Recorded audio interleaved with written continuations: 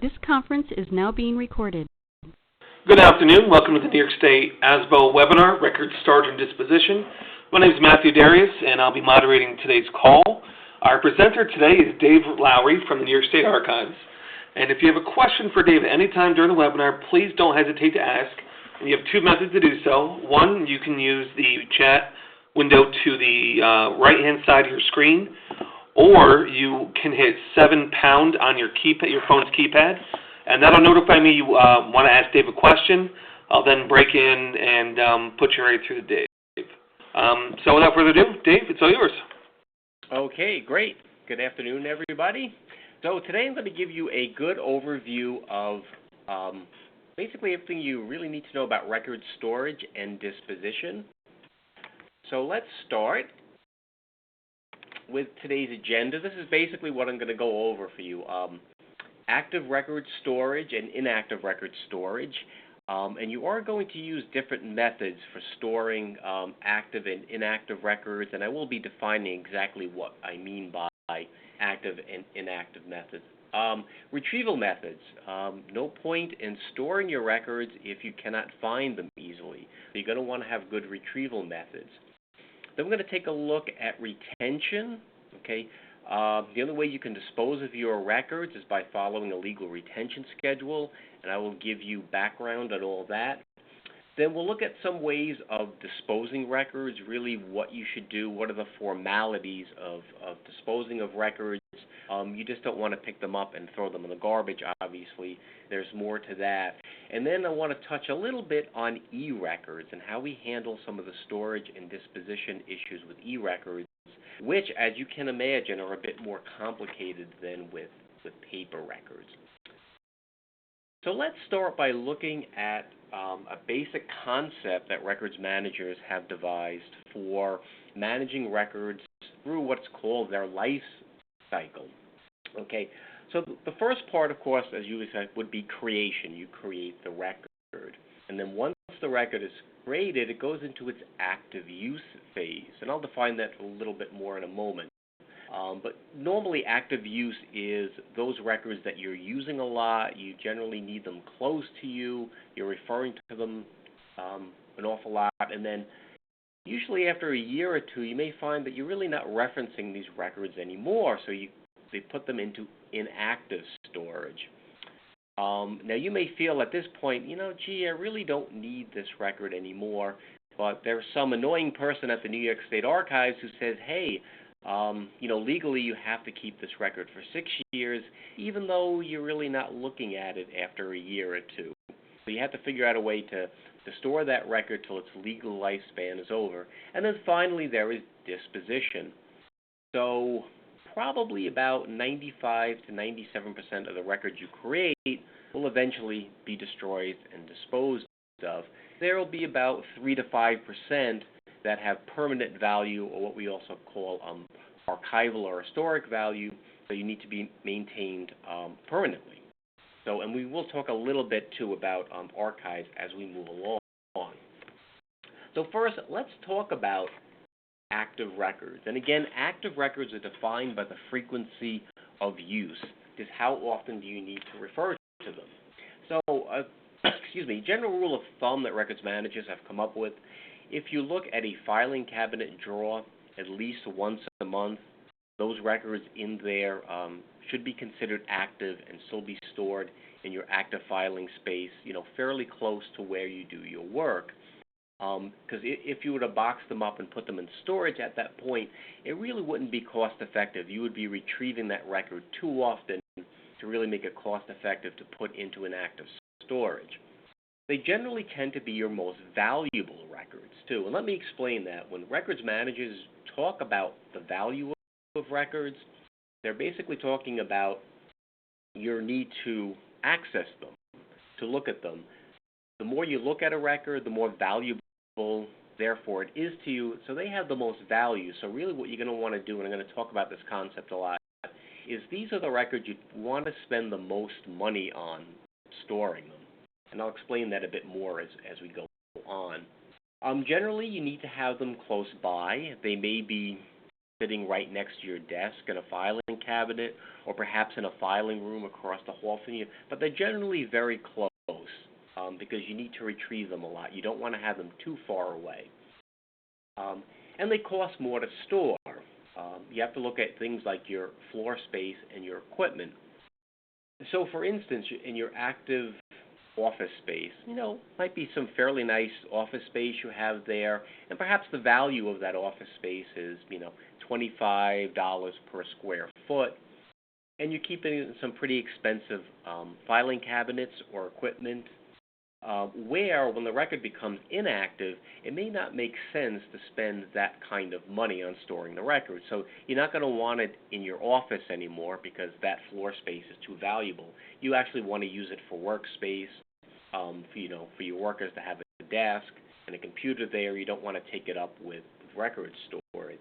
And the same thing with equipment. You're not going to want to put inactive records that you don't look at very often into an expensive filing cabinet. And there are other methods of storing those records that I will go over in a little while.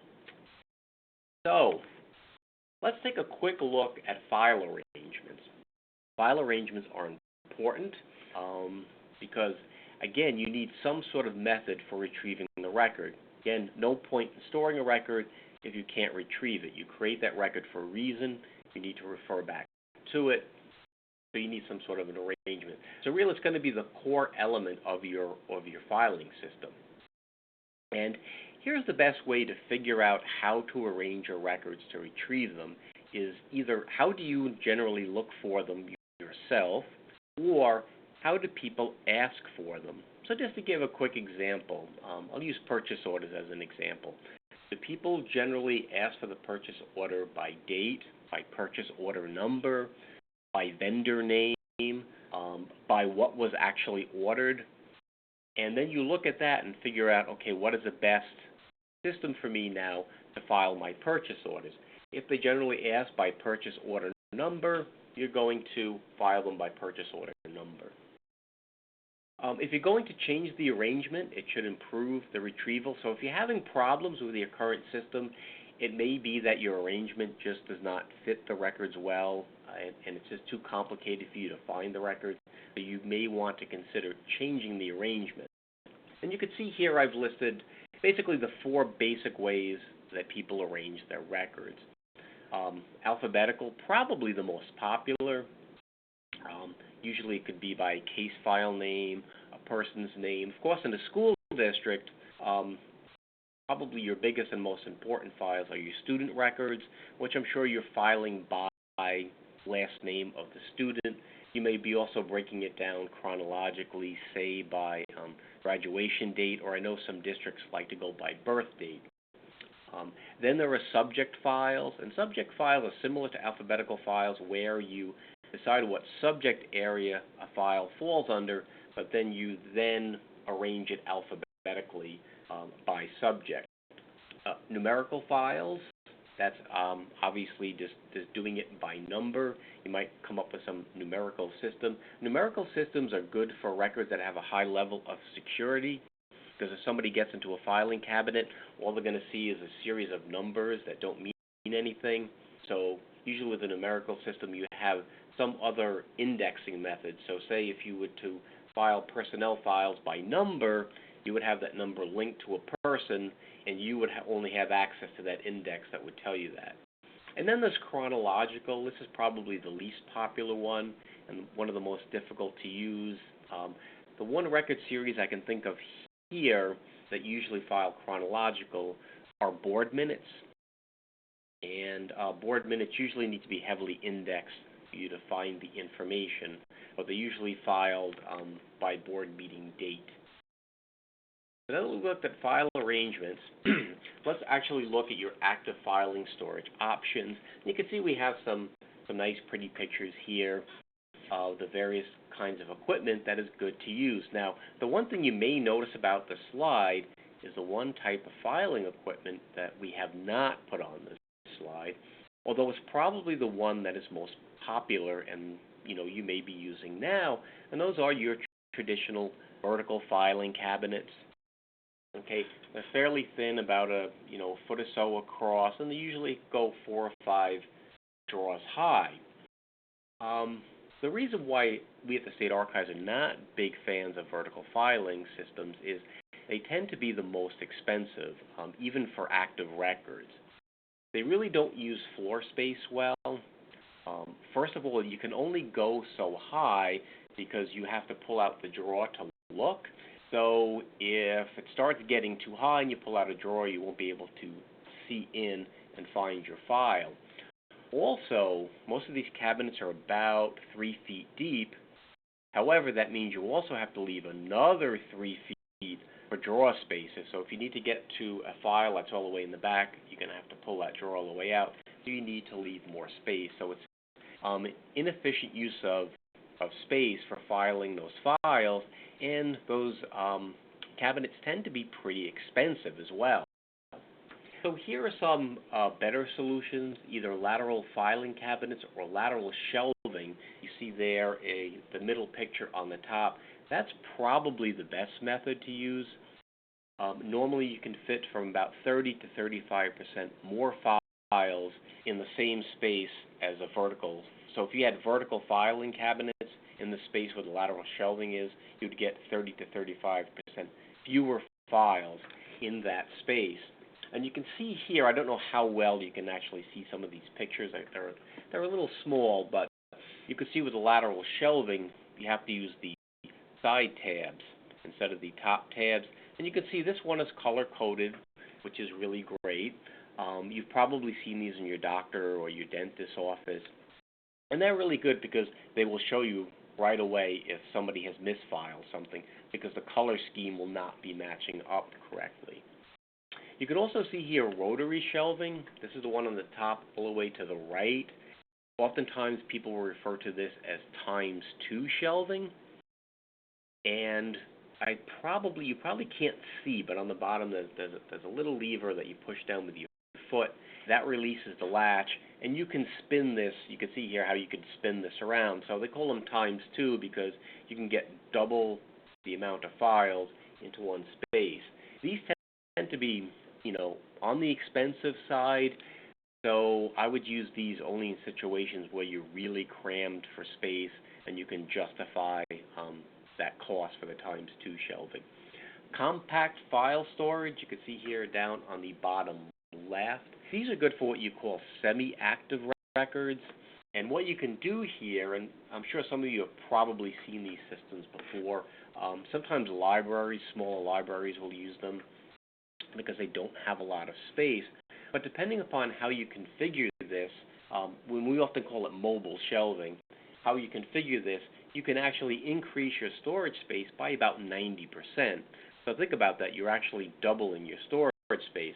The one drawback is, well, it can get kind of pricey. So again, you have to look at the costs and benefits and how often you refer to those files. And another drawback is, since generally you can only open up 1 to 2 aisles, you have to make sure that the records aren't too active, and then you don't have a number of people trying to get to a file at the same time, because people would then have to wait to open up their particular aisles. But in certain situations, compact shelving like this is a very good idea. And the one we have down here on the lower right, the mechanized file storage, that really has limited uses. The one place I've seen these are in county boards of elections, where they have those 4x6 voter registration cards. And what you do with these, you can see the way the arrows are going. You open this up and you tell it to go to the A's, and it will bring all the A's. Or if you need to go to the D's, you press a D, and it will bring all the D's automatically to you. And then you can find what record you're looking for from there. So these are your active filing storage options. And, the point to make here is all of these, are expensive to a certain extent. And again, you're only going to want to spend this type of money on records that are pretty active and the records you really need to keep near you. So what kind of supplies are you going to need? You're probably familiar with a lot of this, so I won't spend too much time on these. But you're going to need folders. So if you're using your traditional vertical filing cabinets, you're going to use top tab folders. For lateral, you're going to use the end tab folders. Okay, and that just means the tab coming out with the information, the file label will either be on the top or on the end, depending upon it. Hanging folders, I've never been a big fan of, but some filing cabinets are designed for hanging folders. They can have some usefulness where you could put a label on the hanging folder and then files related to that subject within there. So for a subject filing system, hanging folders can work fairly well. Color-coded supplies, like I showed you. File guides, you've probably seen these in some filing systems. You open a filing cabinet drawer, and you'll see a file guide that says A, then one that says B, etc. So you can easily go to that part of the alphabet that you need to. And then labels. If you're using a filing cabinet, you really should be labeling the outside of the drawers, so people don't have to open, a number of drawers to find out what's in there. And also the file folders. You should use printed labels for file folders. If you handwrite on them, even if you have neat handwriting, studies have shown that the number of misfiles in those systems go up pretty significantly from the ones that have printed labels that are much clearer to read. So keep that in mind when setting up a filing system. Okay, one of the most popular questions we get at the archives is, am I better off with a centralized filing system, or should I have a more decentralized one? And really, there's no easy answer here. It all depends upon your situation, and both have advantages and some disadvantages. So first, let's take a look at a centralized filing system for your active files. You can see here, the first one, easy standardization of filing practices. So if you have a decentralized system and you have your files in 10 different places, you might have 10 different offices using different types of arrangements and filing practices, and that can get confusing when you have to find records.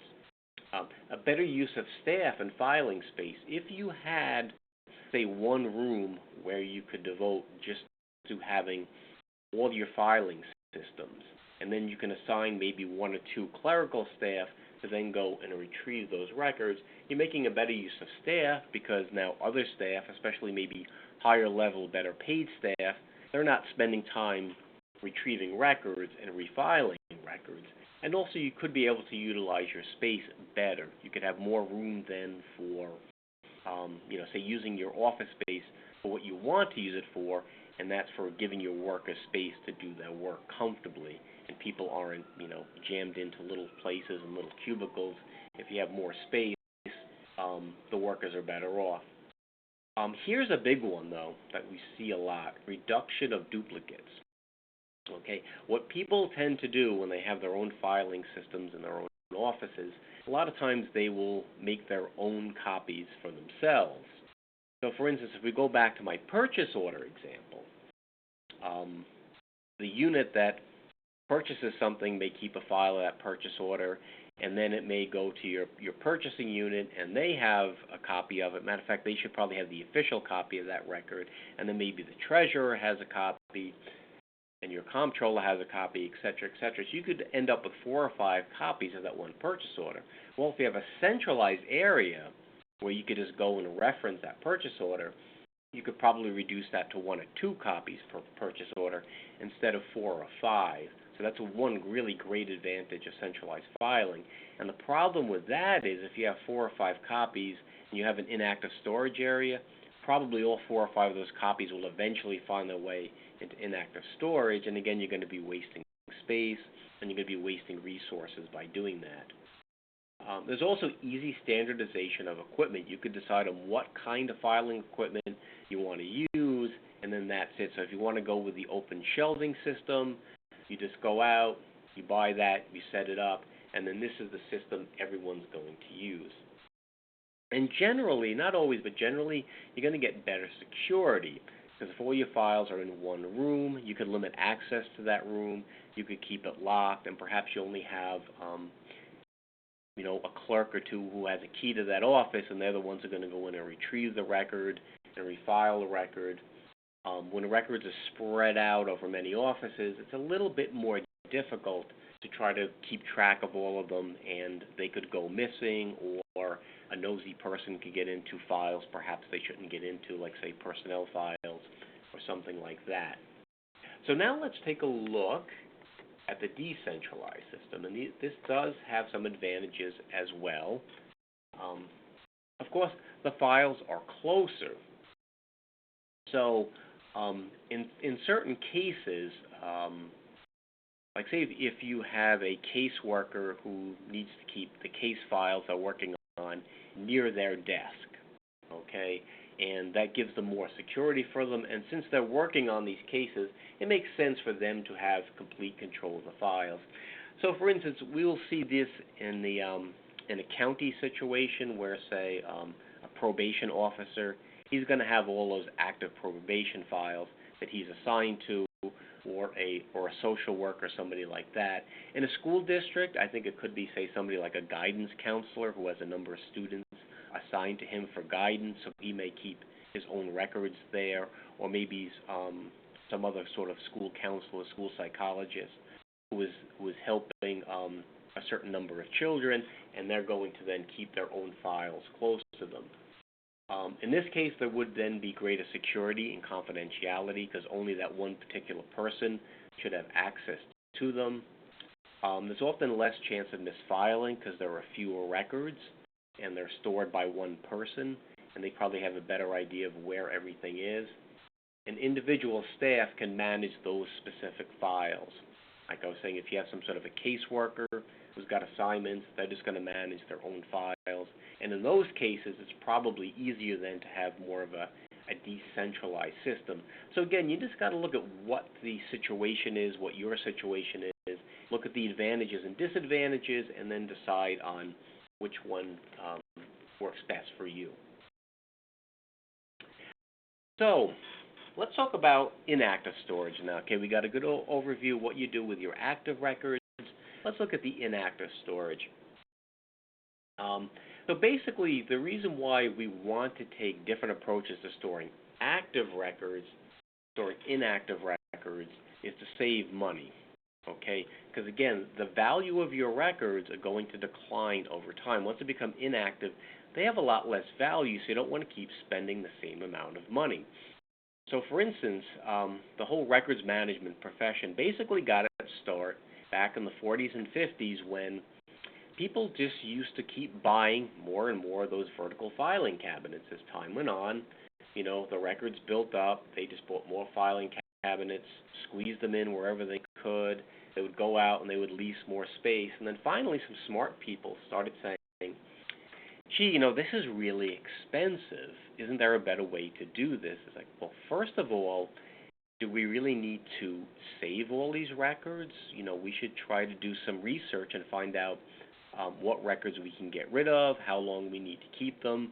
And that started the whole process of what we call retention scheduling, which I'll go into in a bit more detail in a while. And also, people started to ask themselves the question, these inactive records that we never look at, does it really make sense to spend, you know, a couple of $100 on a filing cabinet just to store records we're probably never going to look at again? And then they started thinking of cheaper, better ways to store those records. So the first thing it does is going to save money, because what's going to happen, instead of storing in expensive filing cabinets, you're going to go out and buy some steel shelving units for about $250, maybe $300, probably around the same price as a good filing cabinet, or you know, maybe just a little bit more. But in those filing cabinets, you can usually only store 8 to 10 cubic feet. On a unit of steel shelving, depending upon how high you go, it could be 18, 21, 24 cubic feet of records that you can store. So much more efficient. Also, you're going to be storing them in storage boxes, which cost about $1.50 a piece. You can get them from preferred vendors like Industries for the Blind, etc. So much cheaper to store those records.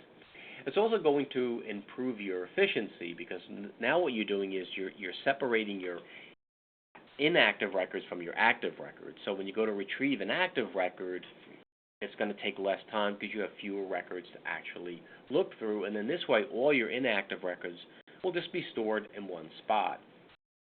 So since they're stored in one spot, it's going to provide, again, physical security. You can keep your record storage area locked. You should be limiting the number of people who are authorized to access it. So don't hand out, a dozen keys to people. And also it's going to provide for a systematic disposition. So at the end of each year, you know that you're going to have X number of cubic feet of records that can be disposed.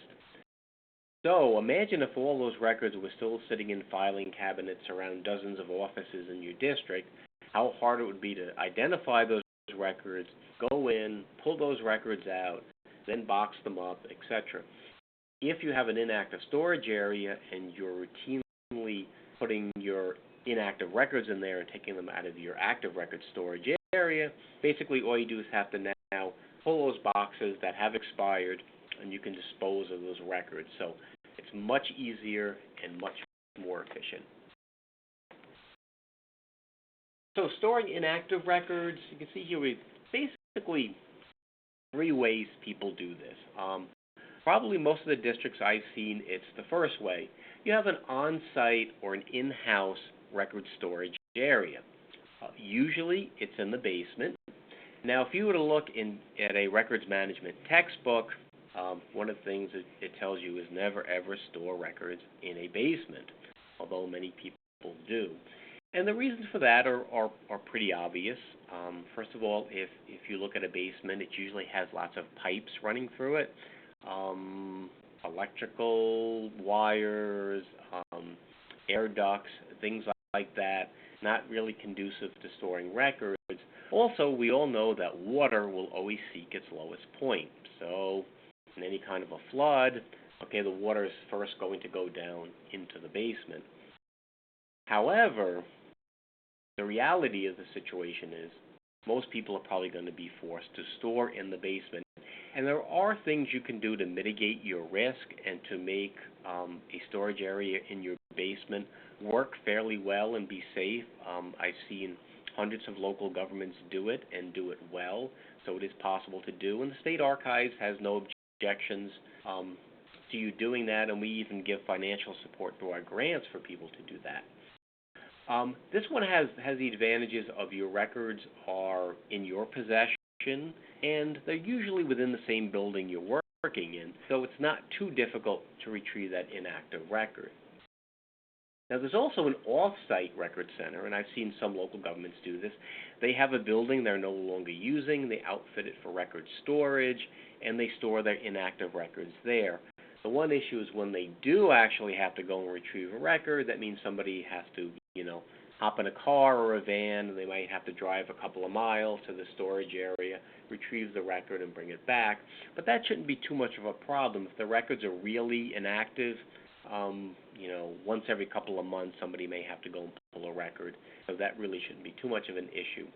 Now the last one is off-site commercial facility. I'm not a big fan of this, and neither is the State Archives in general, although we do understand that sometimes you may be in a situation where it's your only option, and that's fine. Some of the problems with commercial facilities is the actual storage costs from month to month are fairly low. It's usually, pennies per box. But what will happen is records start to build up there. You will start to notice, your bill's going to start going up and being a noticeable expense. But really where commercial facilities get you is with things like retrieving a record, when you need to dispose of the record, if you're going to dispose of the record, if you need the record back permanently for some reason. There are all sorts of, I don't want to actually say hidden fees because it's in your contract, you know it up front, but those fees tend to add up pretty quickly.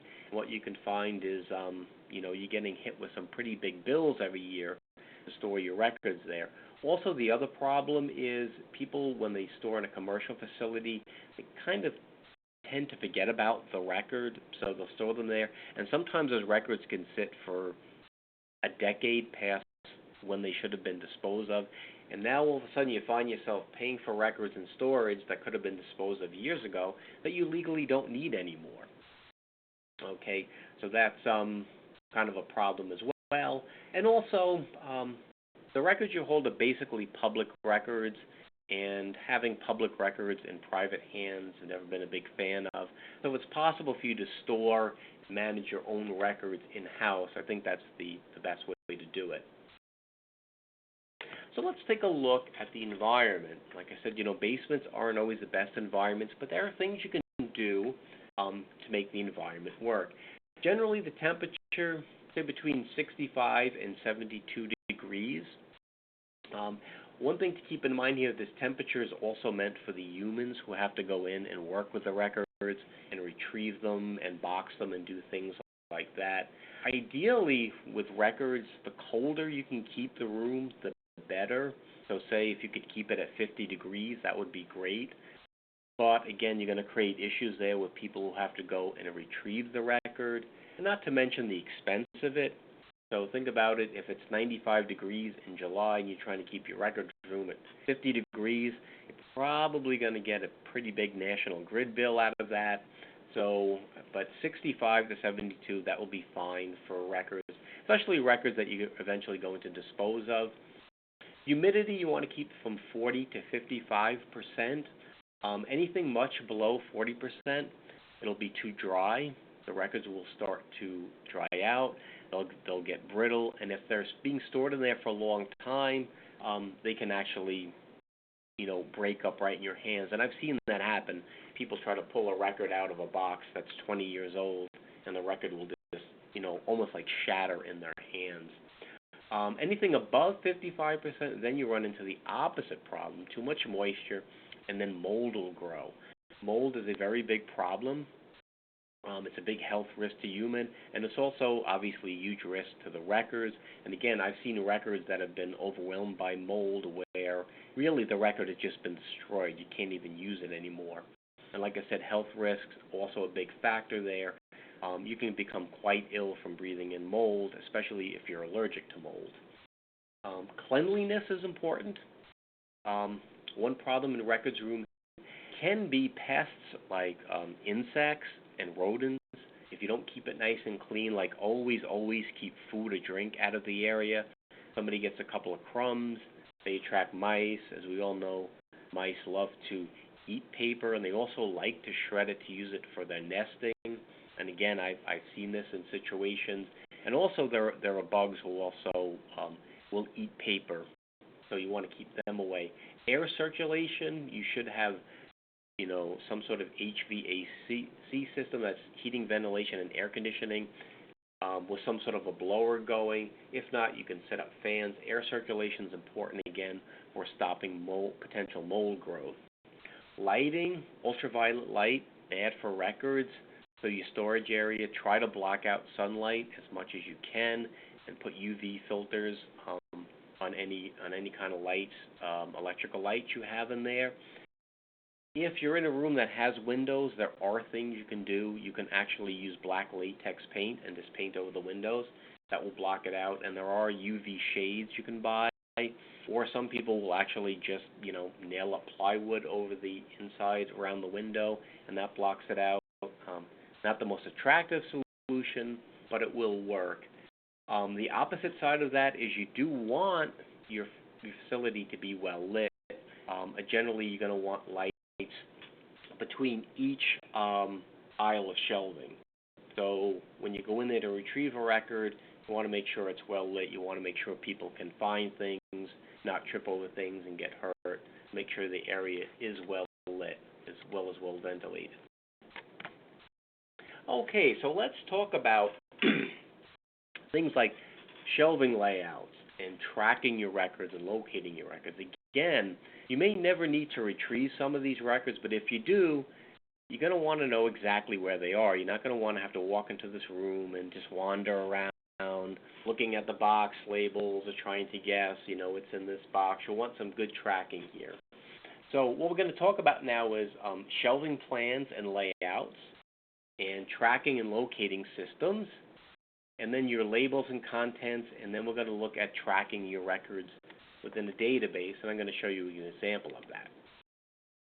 So, your shelving layout. What you always want to use is steel shelving. One thing you never ever want to use, and sometimes people do this because they think it's quick and economical, is do not use wood. I've seen people do this in the past. They'll build some, wood shelving, looks nice. You think it's going to hold up well, but wood shelving has a lot of problems. Number one is if it's not properly supported, you're going to notice that it's going to start to sag.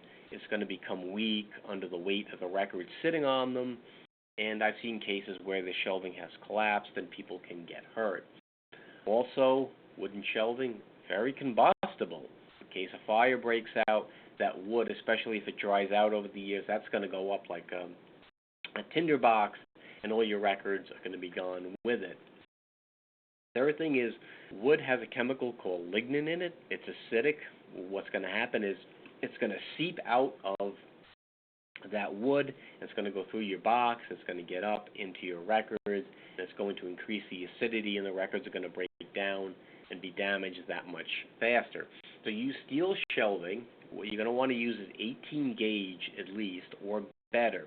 Now, looking at the gauges in shelving, one thing to keep in mind is the lower the number, the stronger it is. So, for instance, 14 gauge steel shelving is actually stronger than 18 gauge, but in most cases, 18 gauge will work just fine. And also look at shelving that's going to meet your needs. What kind of records are you storing there? Do you have oversized records like maps and plans, posters, things like that need to be stored? And also, if you're setting up a storage area, allow for 30% growth in record storage. So, if you've estimated that you have 1,000 cubic feet of inactive records to be stored, make sure that when you set up that room, it can hold 1,300 cubic feet of records, okay, a 30% increase, because it will grow over the years, and you want to make sure that you don't reach capacity in your room too quickly. Now, every year you should be creating new room by disposing of records and putting in new records, but history tells us that records tend to grow a bit faster than you can dispose of, so you're always going to have some growth, so you're going to want to leave that there.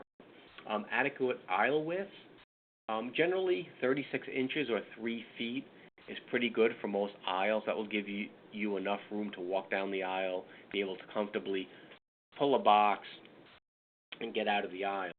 In some cases, if you have a fairly large record center, and especially if your shelving is going up fairly high, maybe 10, even 15 feet, some people might go up, and you need to get special equipment like big ladders on wheels or something down there, you may actually need to plan out to make your aisle width a little bit bigger than that, but in most situations, 3 feet should be fine.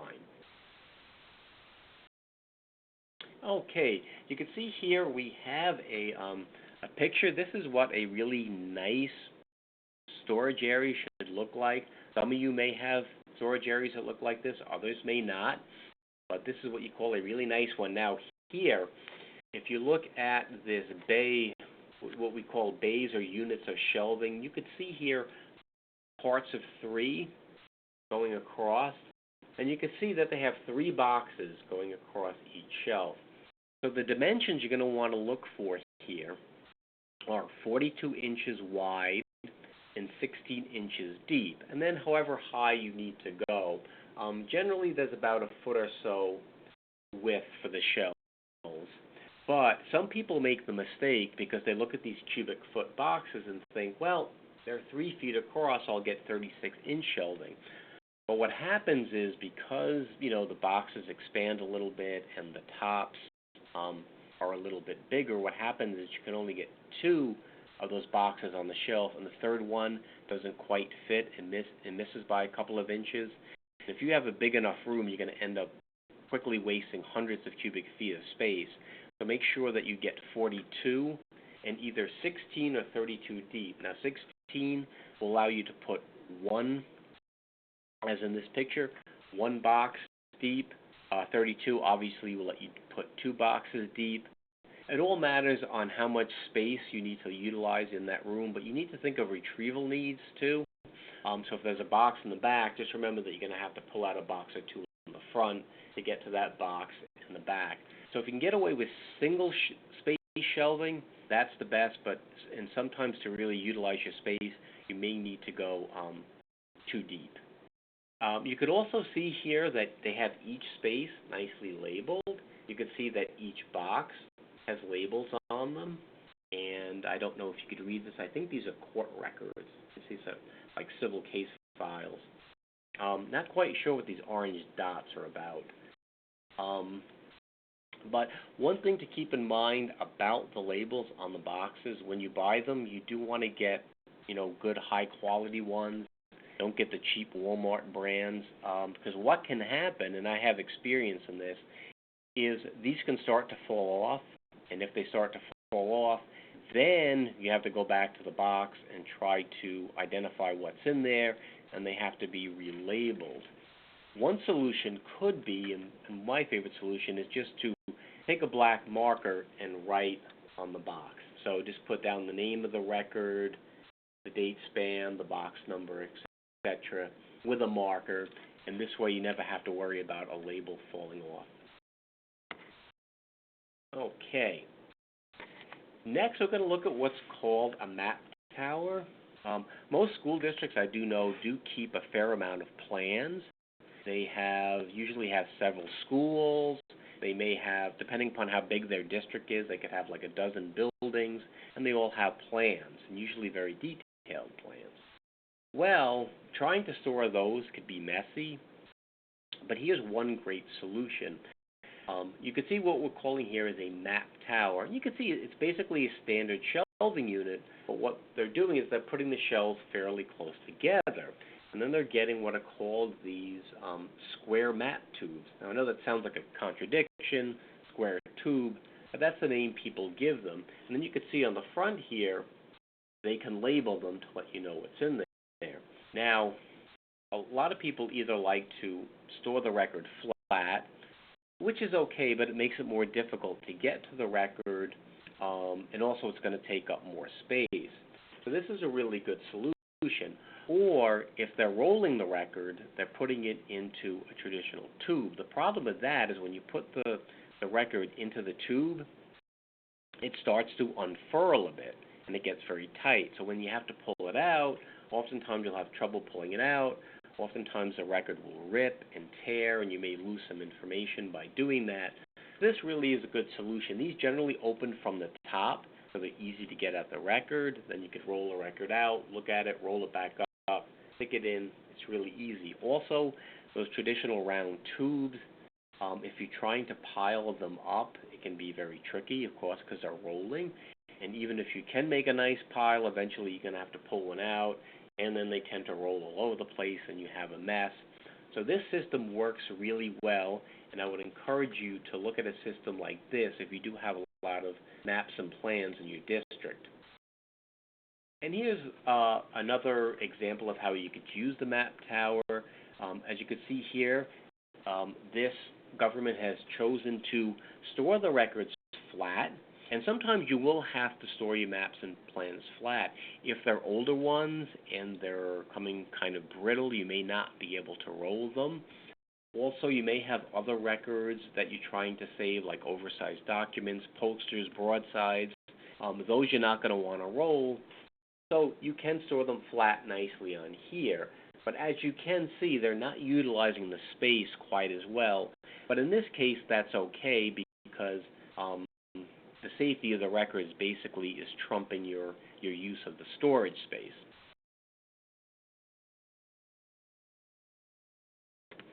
Okay, so processing inactive records. Basically what this means is once a record becomes inactive, how is the best way to box up these records, label them, and get them ready for inactive storage in your storage area?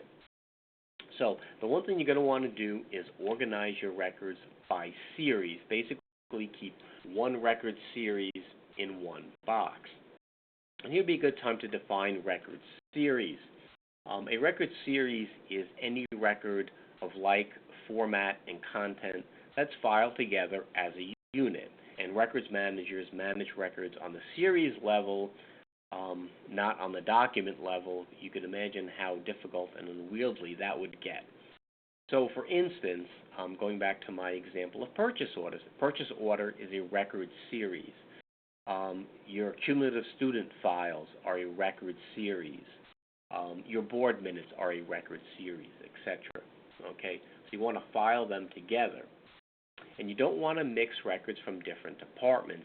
Now, if there is a case where you have a very small record series that's not going to fill a box, and you want to put in another record series, just make sure it has the same retention period. If it doesn't have the same retention period, what's going to happen is you're going to have to save that box for the oldest retention period in there. So, for example, if you had records that have a 3-year retention period, a 6-year retention period, and a 20-year retention period, then you're going to have to save all those records for 20 years because you're not going to want to go back to that particular box and pull those other records out. You're going to want to destroy the whole box at the same time because that's the most efficient way to do it. But at least try to keep your retention periods the same. Also, boxing and labeling. As I said, once you've boxed the record, I'm going to want to put a label on it. Okay, you can use printed labels, but again, be careful that they're really good, sturdy ones that are not going to fall off the box. The glue isn't going to dry out. If not, again, use a black marker. And the basic information you're going to want to put on the box is the record series title, the date span of the record, the retention period, and maybe a little bit more information such as a series range. So say if it's student files, you could put student records A to B, or personnel records D to F, something like that, so people would know exactly what range is inside that box. And then you're going to want to track that data probably in a database, which I will show you in a couple of minutes. So again, packing the boxes, again, 1 record series per box or 1 retention period per box. No hanging folders for a couple of reasons. Number one, they're going to waste space, but also they have those metal bars that go through that hang, and that causes some other problems. One is a safety issue. People tend to hurt themselves when they're pulling a box and that sharp metal is hanging out from under the cover. Also, if you're going to eventually shred the records, you would have to go through and remove all those hanging folders because they have metal in them, and you can't put metal through the shredder. Or if you're going to recycle, a recycler would probably ask you to pull out hanging folders, and also you see here binders. For the same reason, avoid putting binders. Basically, all you want to put into there is your standard 8x10 paper into a standard 1-foot cubic storage box. And no folding or overpacking. No folding, you don't want to do that. In case this is a record that has a fairly long retention period, say like payroll, which is 55 years, if it's folded for a long time, in 20, 25 years from now, somebody pulls that box, they go into the record has gotten a bit dry and brittle, it will break on that fold. And they may have to be very careful and try to go through a process for then opening and flattening that record. Overpacking is dangerous. Number one, if you're overpacking your steel shelving and you don't have proper support on the shelving, it can actually start to weaken a bit, so you don't want to do that. But retrieving the records, when records are really heavy, if that box of records is getting really heavy, and somebody's up on a ladder pulling that box, somebody could really get hurt if the box is overstuffed.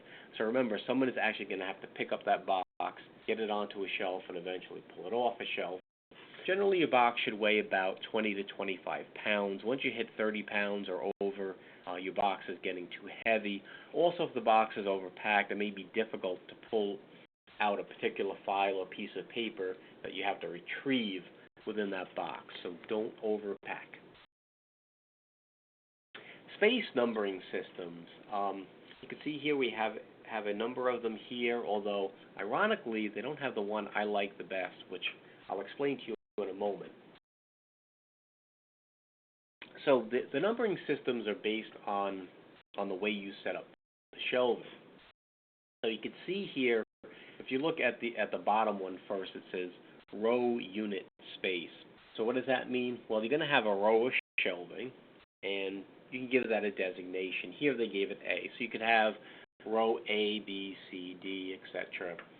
And then if you remember that picture from before where you could see those units of shelving, then you label each unit. So it could be 1, 2, 3, 4, 5, going down, etc. And then what you might want to do is label each individual space on there. However, a system that might work a little better for you is actually row unit shelf. So you remember from looking at that picture on a single one there that's only 1 deep, you have 3 boxes going across. So if you were to use the row unit shelf, you could label a shelf, say, going from the top shelf down, 1, 2, 3, 4, 5. So that it could be row A, unit 1, shelf 3. Now on shelf 3, you will have 3 boxes. However, if they're clearly labeled, it should be very easy, very quick for you to spot the particular box that you need. Oh, okay, here's the box number, or here's the record series that I needed. You could pull it. If you have larger shelving where suddenly you may have 6 boxes, sometimes people might have 8 or 12 boxes, that system's going to start breaking down. It's going to be too difficult to find and pull a record. So what you might want to do then is then label each individual space.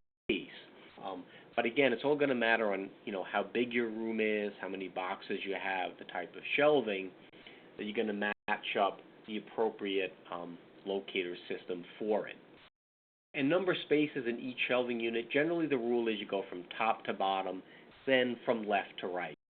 So it's nice, it's standard, and people can go in and they can easily follow the system you have.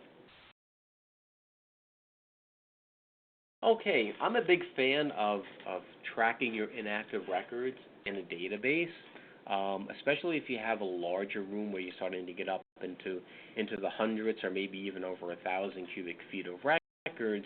You're going to need a way to track those records because, first of all, you're going to want to know where it's located when you go to pull it. What's the box number, what's the shelf location. You're going to want to know the disposition date, the record series, all that. And really the best way to do that is to track it in a database. Now, again, I don't know how well you might be seeing this screenshot I have here, but I could just give you a general idea of what the fields are here. It would have your container number, your location, department. Basically what you do here is come up with a 2-digit code for your department. The record status, is it active or inactive, or has it been disposed of?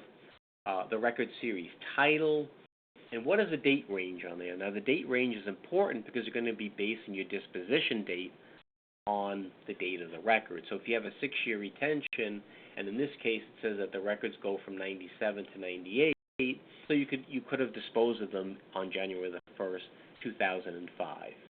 Okay, and then you could see here on the right you have a series of reports that were created.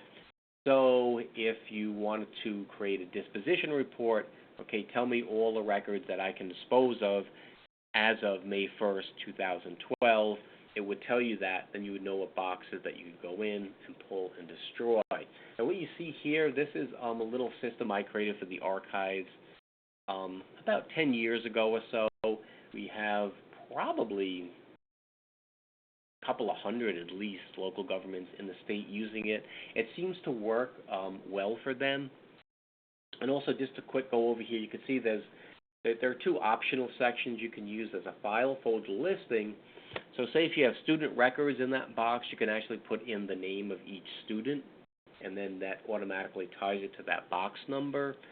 And a checkout system. Having a checkout system is good because, again, you're going to want to track these records. So if somebody retrieves a record from the record room, you're going to want to know who took it and when they took it, because you want to make sure that eventually that record gets returned. If not, it could go missing, and then someday somebody really needs to look at that record and nobody knows who has it or where it is. And then you could run a report every once in a while to say, hey, you took this record 3 months ago, you haven't returned it, do you still need it, do you know where it is? And then this way you're less likely to have records go missing. Now, you could use this system. It's available on the State Archives website. You can find it there. If you think you need a system that's a little bit more advanced and complex, there are records management software systems out there. They range in price from being fairly expensive, a few $1,000s, to, you could get one that, it's $100,000 for an installation. I don't think there are any school districts that are that big that they would need that kind of power, so to speak, for tracking their inactive records. If you have a fairly small inactive storage area, using something like Microsoft Excel, a spreadsheet, tends to work. I'm more of a fan of databases because you can run reports with them. But if you only have 200-300 cubic feet to track, I think an Excel spreadsheet would work just fine. And I've seen them used successfully in a number of instances. Okay, so let's start talking a little bit about retention schedules. Again, how are you going to know when to properly dispose of records or how long you need to keep them without a retention schedule? Now, local governments in New York State are lucky because the New York State Archives has done all the retention scheduling for them. We've done all the legal research, and we've come up with 4 retention schedules depending upon the type of local government. As you can see here, this is what the cover of what the ED1 schedule looks like. That's the education schedule. Obviously, the one that you're going to use, you can see it's for use here by school districts and BOCES and other educational organizations and local governments, such as teacher resource centers. There is also a schedule we created for county governments called the CO2. For municipalities like towns, villages, and cities called the MU1. And then there's a miscellaneous schedule for all those kind of odd little types of local governments that don't fit into any of the other schedules. But that would be things like some sort of a public benefit corporation, say a parking authority, a sewer district, something like that. So if you've never seen the ED1 before, you can find a copy of it, an electronic copy in PDF on our website. You can download it, you can print it out if you want, or you could just use the electronic version, which is searchable, which is always good.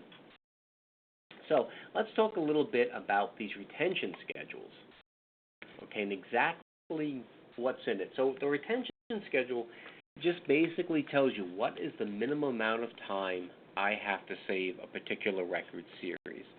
So if you find purchase orders, you will see that it's 6 years you have to save them. Okay. However, the retention schedule does not mandate destruction. So, for instance, if you wanted to keep a certain record series longer, like if you want to keep your purchase orders 10 years, legally there's nothing stopping you from doing that. We don't have records police that will come in and force you to destroy records when the retention period is up, but it's always a good idea, unless you have a really, really strong justification for superseding the schedules, it's always best to follow those retention schedules closely. And also you can see here it does not address all records management issues. So for instance, how to destroy records does not mandate that. I will talk a little later on about some of the best methods for destroying your records and how you go through that process. But again, there's nothing in the retention schedule, and there's very little legally mandated about how you destroy your records. It's not going to identify what records are confidential. Now, sometimes you might get a FOIL request and think, I don't know if I'm supposed to release this record. I think it may be confidential. The state archives can't help you with that. The people you'd have to talk to about that are the Committee on the Committee on Open Government. Okay, they are part of the Department of State. Some of you may recognize the name Bob Freeman. He's a lawyer. He heads up Committee on Open Government, and he also works with a woman named Camille Jobin Davis. Either one of them would be happy to help you out with those questions. It does not mandate the creation of records. Sometimes what happens is people will go through the retention schedule and they will see lots and lots of records listed there that they don't create, and then they think they need to create them, but you don't. It's just what the retention schedule is saying is if you create these types of records, here's how long you need to keep them. Also, it does not cover non-records, things like publications, blank forms, anything that's really not a record, you're not going to find in there. Materials like that You just keep however long you need to keep them and dispose of them any way you see fit. So, popular question is, well, how do you come up with these retention periods anyway? Well, here's how we do it. We do some legal research. We look at things like state statutes, federal laws, regulations, and policies. We look at things like statutes of limitations. How long does a person have to sue somebody or make some sort of a claim in a particular situation? Audit requirements. How long into the future can either the IRS or the state comptroller audit you? Need for legal evidence. Would this record ever be used in court for some reason? And administrative needs. One thing we do is we actually, when we create the ED1 and we update these schedules, we actually talk to school districts and their RMOs and their business officials and people like that and say, how long do you generally need this record for reference or administrative needs? And we take that into account too. Then we come up with the schedules. There's also this last point here you see is secondary use. And secondary use, that basically means, does a record have some sort of historical value other than the purpose it was created for? So does it have some sort of historical research value for somebody else? Now, the one example I always give here does not involve local government records, but federal records. Some of you may have seen in the news recently that the 1940 census, United States Census, was recently released.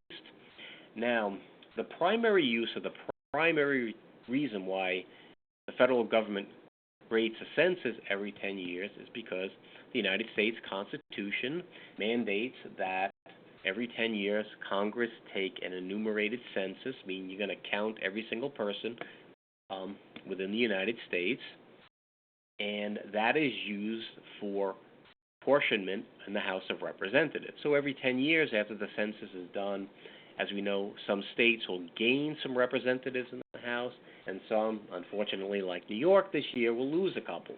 So that was its primary use and its primary purpose. However, we all know that it also has a secondary value. Historians love census records because they can track people, they can track groups of people, they could look at things like, what people did for a living in certain decades and years, and also genealogists love them. So that's the secondary use. Congress does not mandate the census be created for the benefit of genealogists, but for other reasons. However, it does have that secondary use. And we look at some of your records and say, hey, does some of your records have this secondary use to them, any kind of research value? So finally what we do is then we compile these lists of retentions. We run them by the Attorney General and the State Comptroller. They review them and then eventually approve of them. And that's how we come to our legal retention period. Now, if the state archives didn't do this, that would mean that school districts across the states would all have to do this themselves. So, for instance, in private sector and corporations and stuff, they have to hire records managers who will then do all this legal research and come up with retention schedules for them. So let's just quick go over how you use the schedule. First, you need to legally adopt the schedule. I'm quite sure probably most of your districts have done this by now, but if not, in the introduction to the ED1, there is a sample resolution, and you just fill in your name, you ask your board to adopt the schedule, they pass this resolution adopting it, and that means that it's adopted forever. So every time we make an update to the schedule, it doesn't mean you have to go back and re-adopt the schedule. That counts forever, essentially. Then you need to, again, identify the record series. And again, if you're going to look for purchase orders, you say, okay, it's purchase orders I'm looking for. Then you're going to want to determine the official copy. Now, the retention schedules apply to one official copy of each record series. So if you've not decided what department holds the official copies of what records, you're going to want to do that at this point. So if you have a purchasing unit, obviously there would be the official holder of the purchase order. Anybody else, you can consider just having a convenience copy.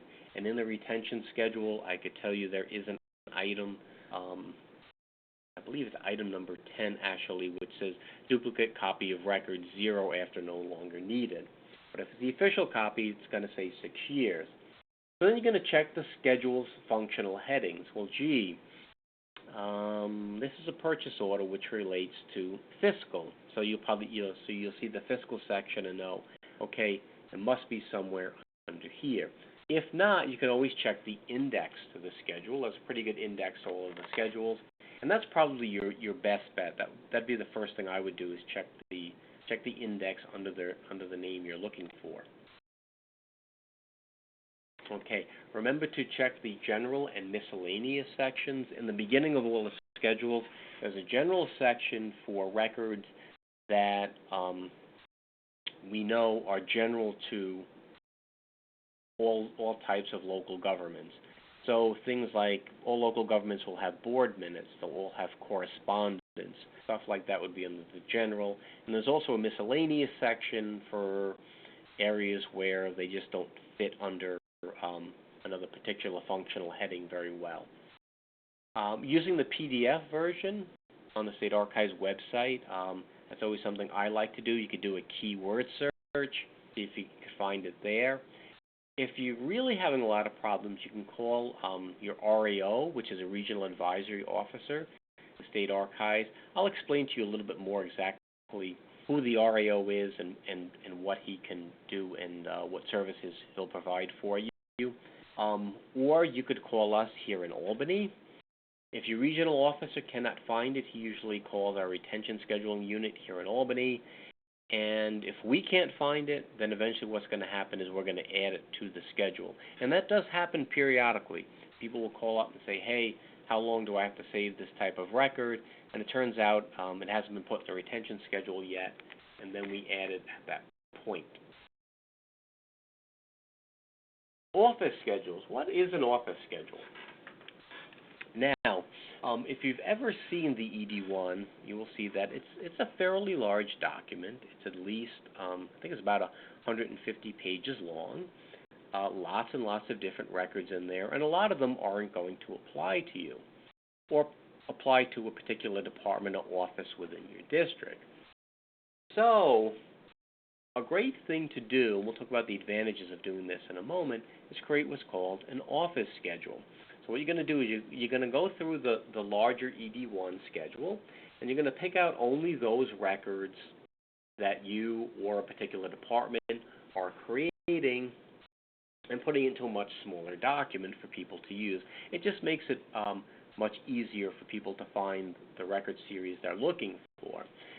But also this provides you an opportunity to decide and set a policy for how long a particular record will be stored in your office. In other words, how long will this particular record be considered active? You can see here on this slide, in the first one it says series name, bid successful. So that means a successful bid that went out. Okay? It was accepted, they were awarded a contract. So in this case, they decided they only need it in their office for 2 years.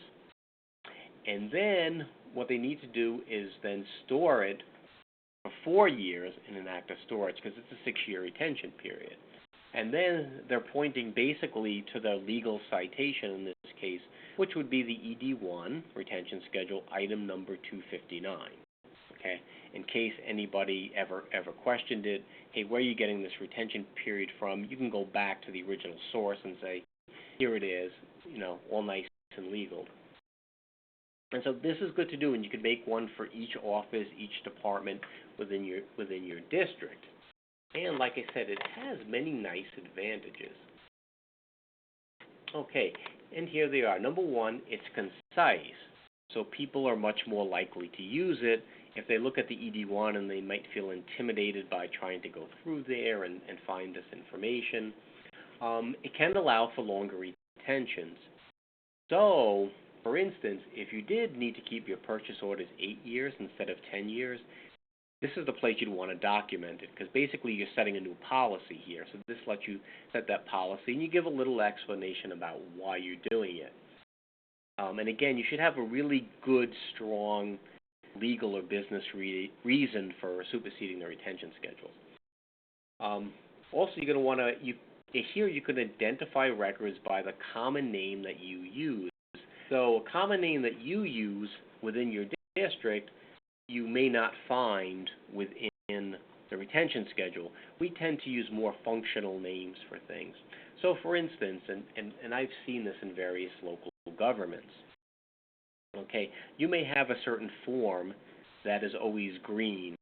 So people call them the green forms, and that's how they know the record.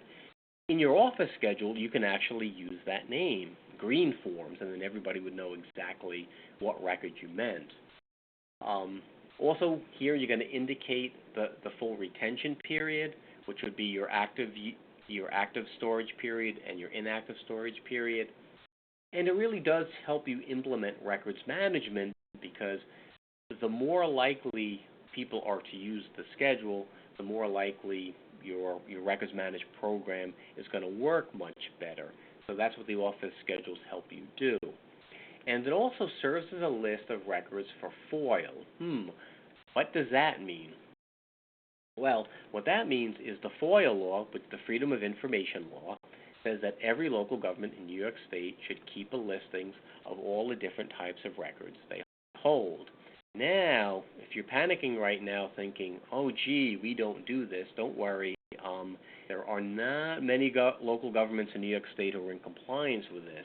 However, if you do create these office retention schedules, then you do have that. So if a member of the public comes in, maybe it's a member of the press or whatever, says, I want to see your records, your records list. You're supposed to have this according to the Freedom of Information Law. You can say, oh, sure, here's our office retention schedule. These are all the records that our district creates and stores. And then they can go through and decide, if any of these records they want to FOIL. Okay, so let's start talking a bit about electronic records. And of course, this is very important to talk about. Today, 90% of all records are created electronically, and 30% of those records that are created electronically will never make it to paper. And what's going to happen is this trend, of course, is just going to multiply over the years. And, it could be 10 years from now you see very few paper records anymore. So we really need to start focusing on how to properly store and retrieve electronic records. So, first of all, like with paper records, and even more importantly than with paper records, you're going to want to file and store your electronic records or e-records centrally. And the reason for that partly is for backup purposes. Okay, it's easier to back up all your records on a daily, weekly, monthly basis, whatever, if they're all stored centrally. And also it's easier for people to get to them. It's one thing to walk up to a filing cabinet somewhere and get access to it, but if the record is just stored on one particular person's hard drive, that's much more difficult to get access to. You have to make sure the person's around. You have to request that, they email you the record or print it out for you, whatever. So if your records are filed centrally on a local area network, on a server, you can get to them much more easily. You're still going to want to design file plans and classification systems, even though you can search for records by using key search terms. You're still going to want to have some sort of a filing plan, because oftentimes a key search term, if you're not using the right term, it may not turn up the record you're looking for. But if you have a filing system, you still may be able to get to that record. You're going to want to manage filing and retention electronically. What do we mean by that? We mean you're not going to want to manage your electronic records by simply printing them out to paper. Okay? It's a waste of time, it's a waste of space, it's a waste of money. Your electronic records have some advantages to them, like your ability to search for them electronically, to easily email them to people, to share them. So you're going to want to try to keep them electronic if possible for the life of the record, and address email. And actually, I kind of hesitate on mentioning email because that is a whole ball of wax in and of itself. The State Archives actually has a 4-hour workshop on managing email. But just to quickly hit on some issues with email, here's one thing to remember. One question we get asked often is, what's the retention period on email? Well, you can't think of email as a records series or a records type. It's basically a records format. So it would be similar to asking, how long do I save, microfilm records? It all has to do on the content of the email. An email is generally correspondence, and in the retention schedule, you'll see that there are 3 retention periods for correspondence. I think it's item number 10, A, B, and C. A is correspondence of no continuing legal or fiscal value, 0 after no longer needed. Correspondence of legal and continuing fiscal value, 6 years. And correspondence with some sort of permanent value, such as something setting a new policy or directive, that's permanent. So basically, you have to look at your email and decide, what category is this falling into, and then handle the email appropriately at that point. Okay, I want to point out here that Section 185.8 of the regulations of the Commissioner of Education does set out guidelines for managing electronic records, and really all local governments should be following these guidelines, although I think many don't even know they're there. So what the guidelines say, what the regulations I should say, is you need to ensure records retention is incorporated into any electronic system. So if you're buying some off-the-shelf system or designing one in-house, you should think about records retention. Can this system identify specific records or record series? Can you extract those records when the retention period is over and delete them? There are systems that are designed that won't allow you to do that. I know of some systems that really do not work well for retention, and systems like that you should avoid. Ensure that records are accessible and usable for the full retention period. Now, up until 2008, guidelines said that any record with longer than a 10-year retention period had to be maintained in what was called eye-readable format. Eye-readable format basically translated into paper or microfilm. In 2008, that regulation was done away with. You can try to maintain electronic records, basically for the life of the records, whether it's 20 years, 50 years, or permanent electronically. However, you're then under essentially a legal obligation to make sure that happens. So basically, do not let that record go obsolete. You need to develop documentation for permanent records. Basically, what is your plan for maintaining this record permanently? Prepare preservation copies of permanent records and store off-site. So those preservation copies, could still be electronic, or if you really feel you don't have the ability to maintain them permanently electronically, you can create computer output microfilm, or in more extreme cases, even print them to paper, though you should try to avoid that as much as possible, and to ensure media integrity. So if you have records stored on some sort of disc, like a CD or a DVD, or on some sort of tape, you want to make sure that the integrity of that media is strong and that you can maintain those records on that media for as long as you need to. So managing the retention of electronic records, here's something to keep in mind. The legal definition of a record in New York State uses an important phrase, regardless of format. Always remember that. A record is a record regardless of format. It does not matter if it's on paper, microfilm, it's a digital image, a Microsoft Word file, or an email. Regardless of its format, it's a record, and the retention schedules apply across all of those different formats. You should address retention in system design, as I was talking about before. Make sure that your system has some ability to do that. Manage records centrally as much as possible. Again, if you have records spread out over 24 hard drives, very, very difficult to manage those records properly, to make sure that retention schedules are being followed. Are people deleting records too early? Are they keeping records too long? Are the records really accessible? You want to avoid that situation. And sometimes what you can do is simplify the retention schedule for e-records.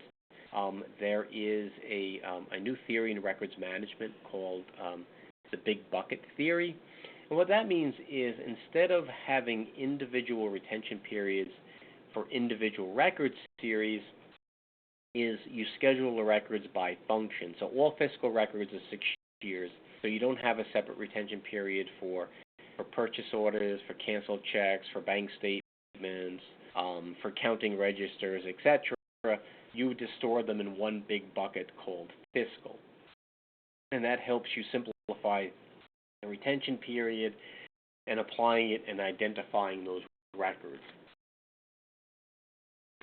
So, what I'd like to talk about here first is the concept of two different types of electronic data. One we call structured data, and one we call unstructured data. Now, structured data would be data that essentially is in a database or some sort of a system. Most systems you buy off the shelf, whether they be time and attendance systems, student management systems, are essentially databases, okay? And they have a nice structure to them. You can go and you could look at the table structure. Everything's well organized, easy to find. It's within that database. It has structure. Unstructured data, okay, what is that? Those are all those archived emails, your Microsoft Word documents, your spreadsheets, your scattered PDFs, things sitting on people's hard drive that have no real structure to them. So the question is there a way to provide structure for that unstructured data? And there is. You can see here, this is what's called an enterprise content management system, also referred to often as electronic document management systems. And basically what they are, as you can see here, they are a large, powerful database. And what it does is it gives you one interface for managing multiple types of formats of records. So what an ECM or an EDMS does is it manages all those records together with one interface. So you can manage in one system your email, your Word documents, digital images, PDFs, etc. So what you would do is you would get one interface. You would apply indexing information to that particular record. You can also schedule that record. The system would ask you, okay, what kind of a record is this? What's the retention period? And then the system tracks your retention periods, and periodically it will give you a disposition report saying, all these records are ready for disposal. Should I dispose of them? You click yes, and it disposes of all those records. Also, it has great auditing tools, so it can track who's creating what records, who's accessing those records, who's authorizing disposition. You can also apply security levels, so it'll let you know whether you have access to different types of records. So it would recognize your password and it would say, oh, this is John Smith. Well, he's only allowed to look at these kind of records, and he's not allowed to look at these kind of records. He can only view records. He can't change them or delete them, etc. So that really gives you a nice level of security as well.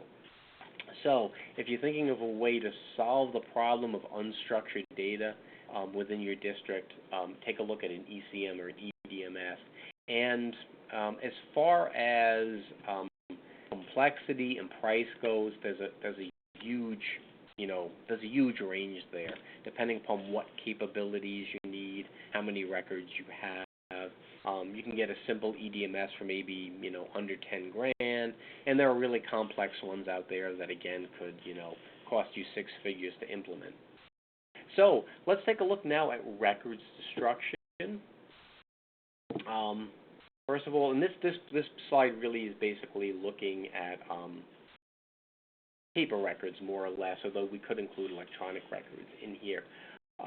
So first you're going to want to choose your method of destruction, and that's based upon the type of record.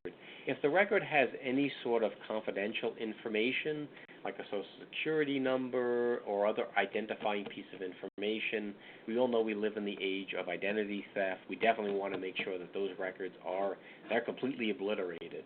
So you could look at shredding, which you can see here can be very time consuming, even if you have a big industrial sized shredder. You could probably only put in like 1 cubic foot at a time. And also you may need to make sure that, you've removed any kind of, metal clips, stuff like that.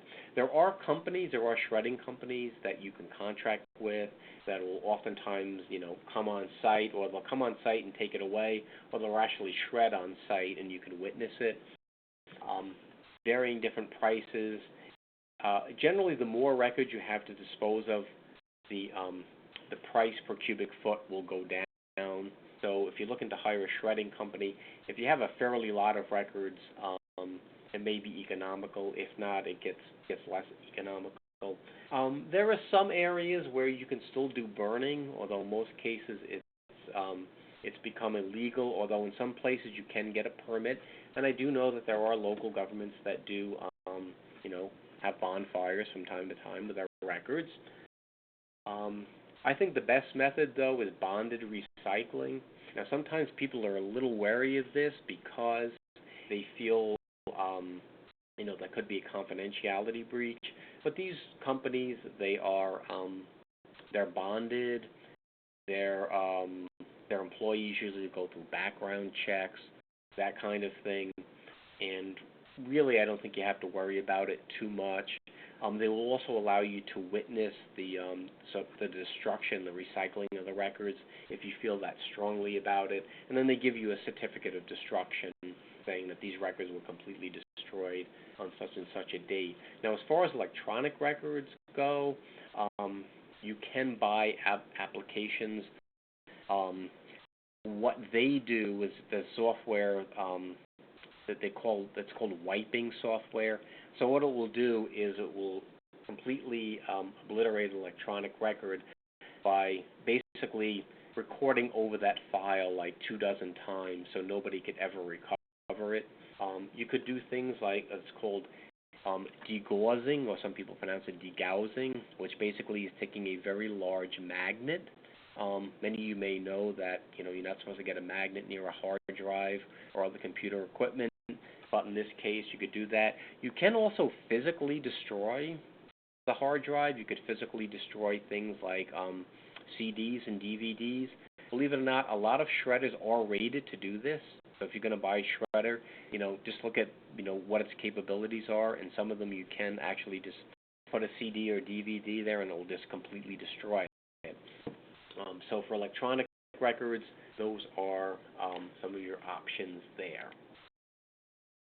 Okay, should also always, so document your disposition. Don't just, get rid of records and keep no record of the destruction. Basically, you should design a form, and again, we have samples in our Inactive Records publications online.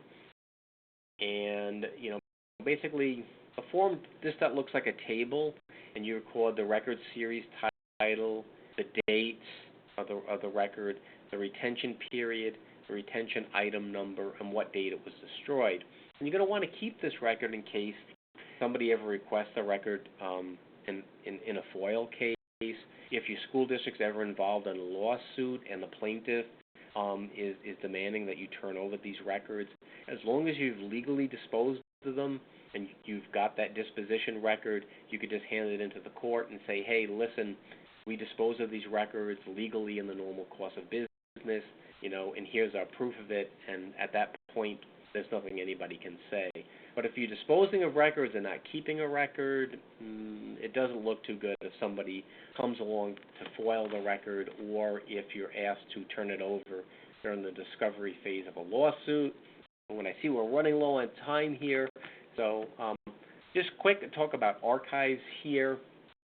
The important thing about archives is store on appropriate media. So if you've got a record is going to be permanent, you may want to create it and store it on something like, acid-free high stock paper.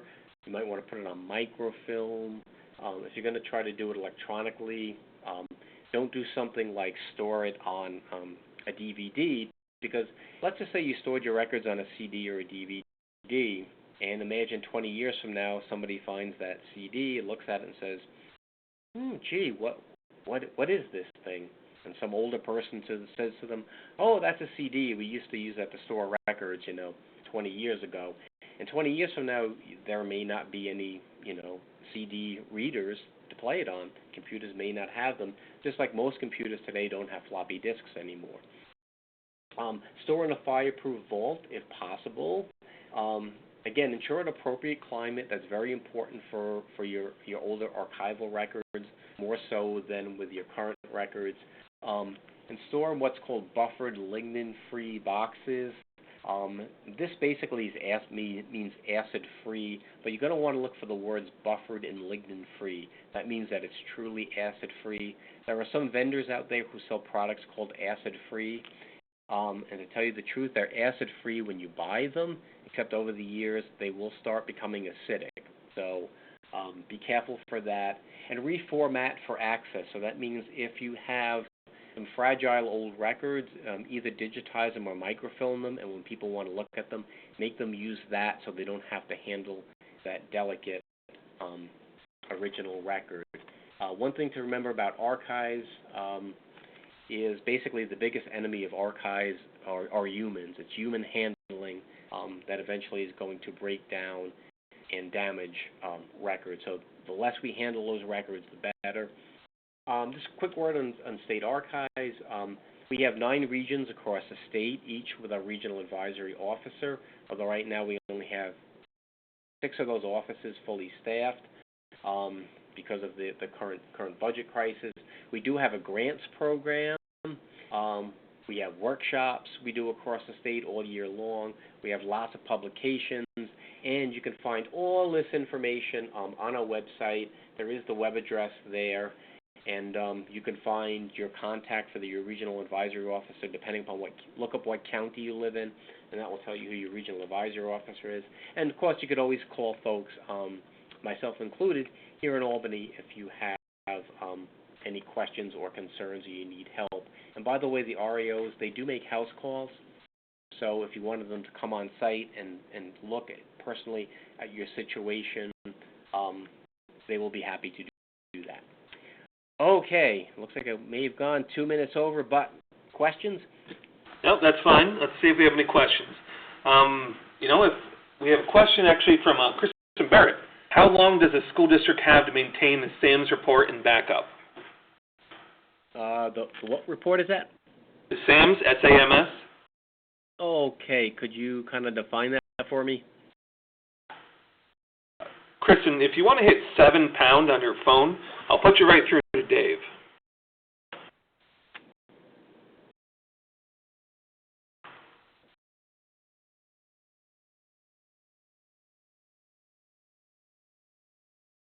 Hello? Yeah, I'm just waiting for Kristen to go ahead and hit 7 pounds so she can define that better for you. Yeah, I may not know it off the top of my head, but we can always get her the answer. All right, Kristen, you're live. Hi, it's like the ST3, the Form A that we have to complete for the state on a yearly basis. Like we complete it online, but I know I maintain the backup of where I came up with my numbers, so if the state comes back to me, I have backup of where I got the numbers from. Okay, and what's the purpose of this report? I'm not familiar with it. I'm providing information to New York State so they can give me, some of it is to provide us with our state aid. Oh, I see. Yeah, I know there are records like that in the retention schedule. I don't know off the top of my head, but if you would, if you want to call or email me, I could check with our retention scheduling unit or look it up for you. Okay. Okay. All right, great, thanks. If anyone else has a question, please hit 7 pound on your phone. I'll put you right through to Dave. We'll give you a couple seconds to go ahead and do that.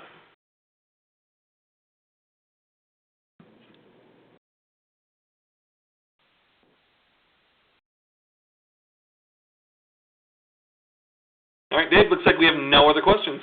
Okay, great. Everyone, thank you very much for coming today. If you have any questions after the fact for Dave, feel free to email me. It's mdarius@nysasbo.org, and I can forward them right on to Dave for you. And thank you very much, Dave. That was great. All right, thank you. Everyone have a good day. Dave, thank you. Okay, bye.